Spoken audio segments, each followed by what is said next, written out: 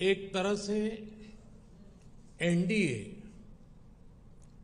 श्रद्धेय अटल जी की एक और विरासत है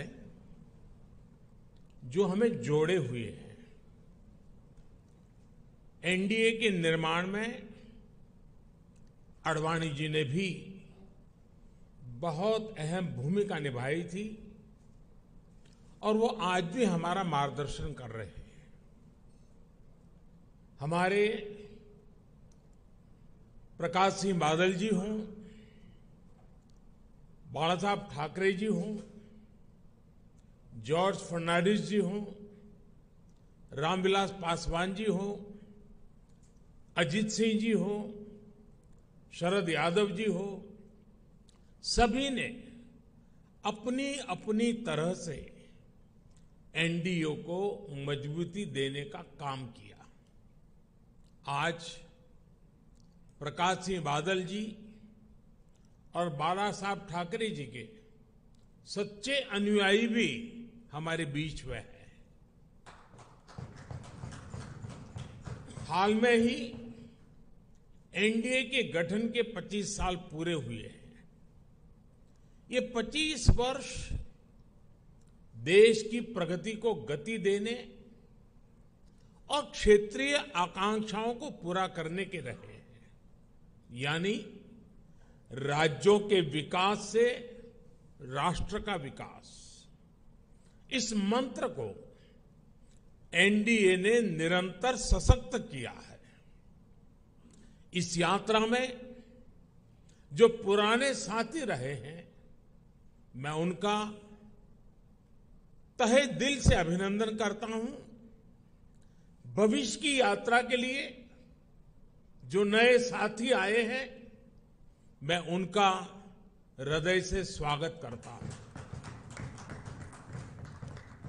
साथियों, एनडीए के 25 वर्षों की इस यात्रा के साथ एक और सुखद संयोग जुड़ा है। ये वो समय है जब हमारा देश आने वाले 25 वर्षों में एक बड़े लक्ष्य की प्राप्ति के लिए कदम बढ़ा रहा है। ये लक्ष्य विकसित भारत का है, आत्मनिर्भर भारत का है। कोटि कोटि भारतीय आज नए संकल्पों की ऊर्जा से भरे हुए हैं। इस महत्वपूर्ण कालखंड में एनडीए की बहुत बड़ी भूमिका है। एक तरह से ये नई ऊर्जा से भरी हुई त्रिशक्ति है। एन से न्यू इंडिया के लिए, डी से डेवलप्ड नेशन के लिए, ए से aspiration of people and region के लिए। आज देश का गरीब, देश का मध्यम वर्ग, देश के युवा, महिलाएं, दलित, पीड़ित, शोषित, वंचित, आदिवासी, सभी का विश्वास एनडीए पर है। हमारे जो समाजशास्त्री हैं, राजनीति शास्त्री हैं और अर्थशास्त्री हैं, वो भी भारत के विकास के लिए एनडीए को एक पॉजिटिव फोर्स के रूप में देख रहे हैं। हमारा संकल्प पॉजिटिव है, एजेंडा पॉजिटिव है, भावना पॉजिटिव है और हमारा रास्ता भी पॉजिटिव है।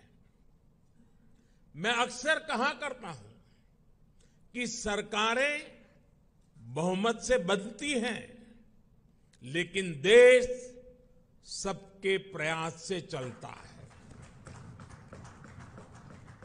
इसलिए आज जब हम विकसित भारत के निर्माण में जुटे हैं, तब एनडीए सबका प्रयास की इस भावना का प्रतिनिधित्व कर रहा है।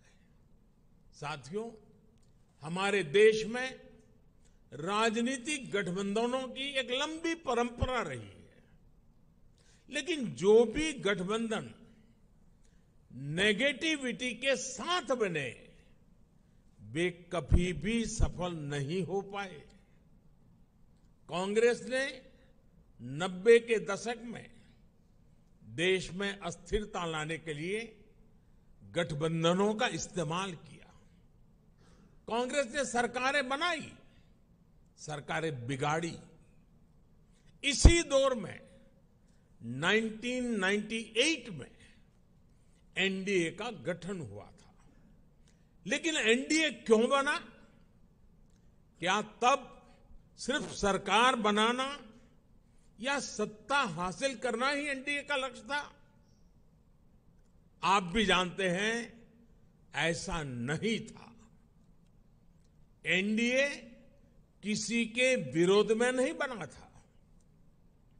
एनडीए किसी को सत्ता से हटाने के लिए नहीं बना था, बल्कि एनडीए का गठन देश में स्थिरता लाने के लिए हुआ था। और जब देश में स्थिर सरकार होती है तो देश वो फैसले करता है जो कालजयी होते हैं, देश की दिशा बदलने वाले होते हैं। ये हमने अटल जी के कार्यकाल के दौरान भी देखा और ये पिछले 9 वर्षों में भी हम बार बार देख रहे हैं। भारत में स्थिर और मजबूत सरकार होने से आज पूरे विश्व का भारत पर भरोसा बढ़ा है। साथियों, एनडीए की एक और विशेषता रही है।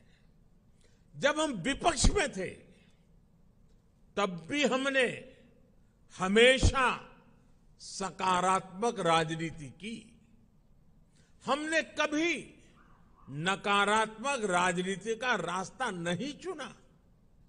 हमने लोकतंत्र को मजबूत करने के लिए अपना हर दायित्व निभाया। हमने विपक्ष में रहकर सरकारों का विरोध किया, उनके घोटालों को सामने लाए, लेकिन कभी जनादेश का अपमान नहीं किया। हमने सरकारों का विरोध करने के लिए कभी भी विदेशी मदद नहीं मांगी। हम विपक्ष में रहे, लेकिन हमने देश के विकास में न रोड़े अटकाए और ना ही रुकावट बने।